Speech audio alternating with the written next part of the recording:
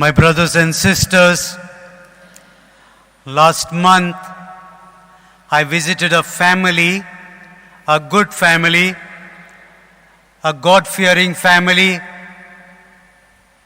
and in this house the mother was very broken. She cried and shared with me the embarrassment, the struggle, the pain of a wayward daughter. Her own daughter, whom she had brought up well, with great sacrifice, having loved her so much, sent her for good education, given her the best that she could afford. But one child went astray. The mother never stopped loving her. The daughter had taken many things, got into many vices, shameful for the family, people talking, and the mother bore it quietly.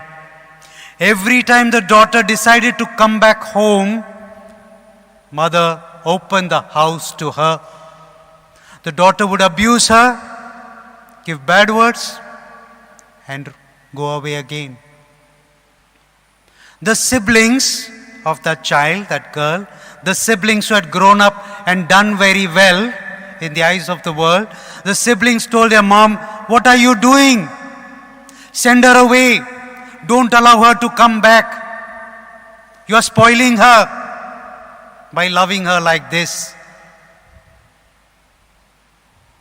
And the mother's only prayer was to her daughter, "Don't push me away. Don't stop me from loving you." My sisters and brothers, family people, you know this better than I do, the struggles we go through, and very often, the dad or mom, the parent, has a big heart, a generous heart that is strained. Neighbors and family and children will say, "Stop loving that person, that child." But we can't. Very often, a wife continues to love and forgive her husband many, many times. Although others will say, "No need of that. You have done your job. It's okay." Today's gospel will bring to our minds the tremendous love of God for us. It is called, what is this Sunday called? Zoya? What's this Sunday called? Laetare Sunday. Laetare means rejoice in Latin. Imagine we are in the season of Lent and this Sunday is called Rejoice. Laetare. Why? In this, just as in we have Gaudete Sunday in Advent, in this season of Lent, we are preparing for the passion and death of Christ and the resurrection of Christ. The church gives us a beautiful time for hope and joy. Laetare, rejoice. God has sent His Son who understands us, who suffers like us and raises us up with Him. Today's readings are very different from the other Lenten readings. You read the first reading, right? Who is the hero in that reading? King Cyrus. Cyrus, the king of Persia, not a Jew, not an Israelite, the king of Persia, he's telling the Israelites in exile, "I will send you back home to be free. I will set you free. Go back to Jerusalem. Rebuild your temple." Imagine, he's not a Jew and he's freeing them. God can work through anyone. God can work through anyone. I know many of you have fears in this country at this moment. What will happen with these elections? God can work through anyone. The second reading, Paul is telling the Ephesians, my friends, when you were still sinners, when you were dead because of your sin, God loved you even then. Me, all of us, while we are still sinners, God loves us with a tremendous love. Not when we are good, not when you become a better person, not after confession. The long line there near the sacristy. God loves us while we are still sinners, while we are broken, while we are weak. His arms are spread out and says, I love you. And you can't imagine how much I love you. Paul tells the Ephesians, it is gratis, muft, fukat, gya tumi, kitle zai, gya. As much as you want, unconditional, unmerited love, plenty. God is generous. He's not a stingy person. Plenty. Take. Chappar fadke they say in Hindi. I love you with an undying, unconditional love. And Paul tells the Ephesians, we are his workmanship. Do you hear these words? We are his workmanship. What right have you to beat yourself up and call yourself all sorts of labels? I'm a dirty man, Father, because I watch these WhatsApp videos which my friends send me in my school group, which 40, 50 years ago we are passed out of school, still seeing those videos.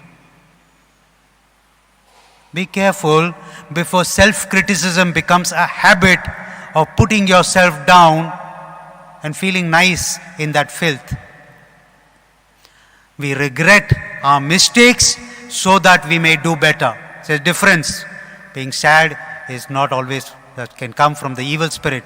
The discernment which you mentioned is sorrow. I have sorrow for my sins. Lord, I am going to pick up the pieces and be a better person. We are his workmanship. We are created in love for love. That's beautiful. We are created in Jesus Christ for his works. If you forget everything, don't forget this gospel passage. Hannah, you remember this gospel passage in your theology classes? John 3:16. God so loved the world, come on, sister, that he gave his only son. For what? To point fingers? Not to condemn,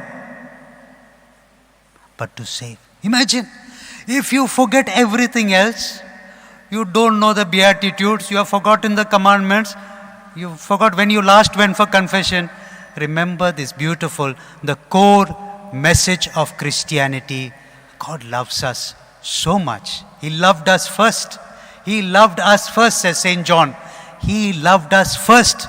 Before we thought of loving him, he loved us first. He has given his only son, the most precious gift. Imagine mothers and fathers sitting here. Would you give your most precious daughter or son? Somebody's house, go and get married. They are rowdy people. You will transform them. You will be 10 times careful. No, you wait here. I'll tell you when to get married. The foreigners who are here wondering, here we have arranged marriages in India. We would not give our child to go into a dangerous place. But God sends him here to a place where people do not accept Jesus' message of love. Remember this continuation of the same line, John 3:16. Not to condemn. See how I am pointing my fingers? I am a teacher. Not to condemn. We teachers love to do this. Jesus couldn't come to do that. But to save. To give us eternal life. My friends, what a wonderful thing this is. You don't need to kneel down and raise your hands for prayer, please. Not required. You don't need to go to all the pilgrim places in the world. No need. No need for so many novenas and prayers. Not required. God loves us already before we sin and when we sin and after we sin. His love is constant. If I can get that into my thick skull, I, Father Roland, can be a better person. If we can take this beautiful message home today, God loves us. He has given us this most precious gift of His Son Jesus, and that is more than we deserve.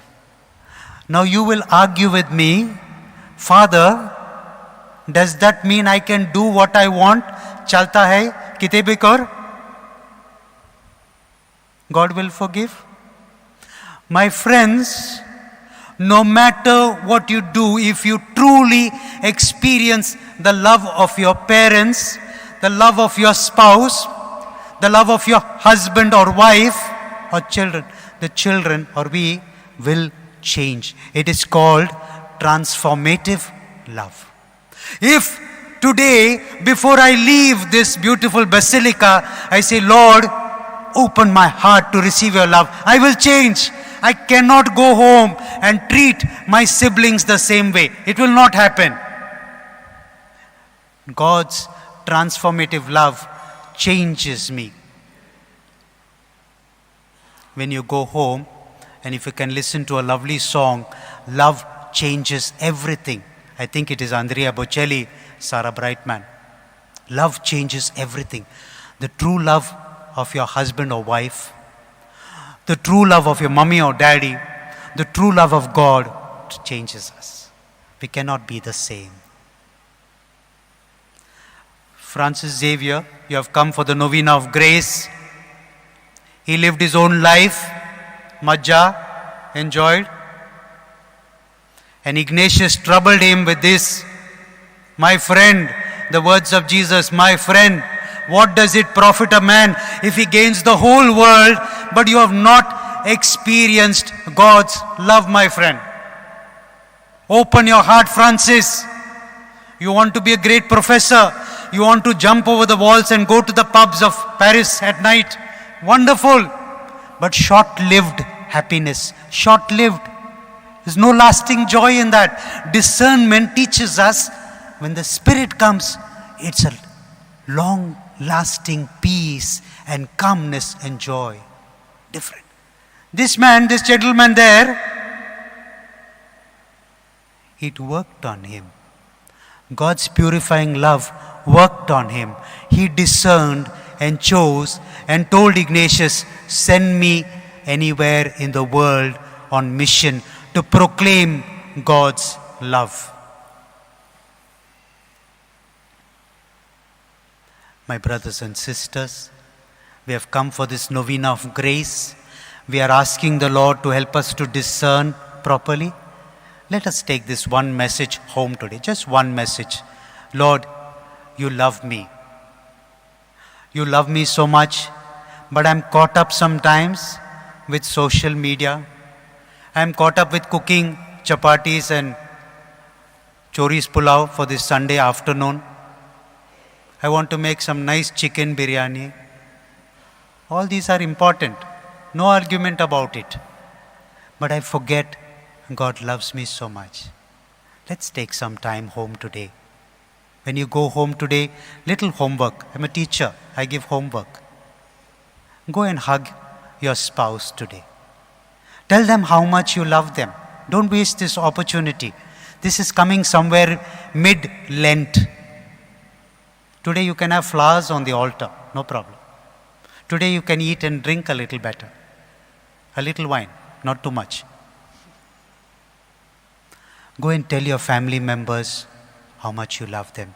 Go and phone your old granny or your mom and dad whom you get tired of phoning, listening. They're repeating the same things. But tell them, thank you for all you have done for us, for me. Tell them how much you love them. And then say, Lord, continue to open my heart to receive your love every day.